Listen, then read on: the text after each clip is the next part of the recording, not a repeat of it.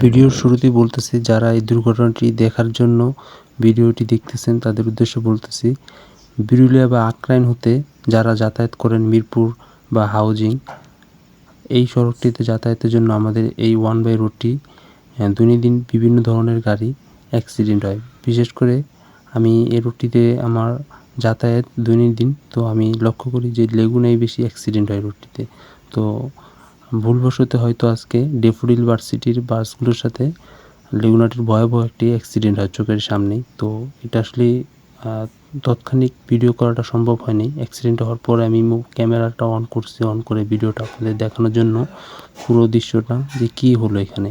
আসলে যারা ছিল ভিতরে লেগুনার তাদের অবস্থা খুবই খারাপ। ড্রাইভারের অবস্থা বলতে পারি না, কিন্তু অনেক লম্বা জ্যাম ছিল। তো লম্বা জ্যাম ঠেলতে ঠেলতে এই পর্যন্ত আসছি। তো যা দেখলাম আসলে এটা খুব খারাপ লাগলো। তো একটা মানুষের পক্ষে এই অ্যাক্সিডেন্টগুলো দৈনন্দিন দেখা সম্ভব না। এই জন্য বলতেছি, যারা লেগুনাতে যাতায়াত করেন ড্রাইভারকে বলবেন যে খুব সতর্কভাবে গাড়ি ড্রাইভ করে যেন। কারণ দিনে দুপুরে এরকম অ্যাক্সিডেন্ট হলে, রাতের কথা তো বাদ দিলাম, এরকম অ্যাক্সিডেন্টের সামনাসামনি শিকার আমি কয়েকবার হয়েছি। অল্পতে আল্লাহ আমাকে বাঁচাইছে।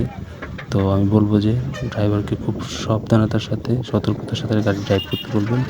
আর যারা পারেন মিরপুরে যাতায়াত করার জন্য বাসকে চুজ করবেন, কারণ বাসকে চুজ করলে আপনাদের এই দুর্ঘটনাগুলো হতে নাও পারে।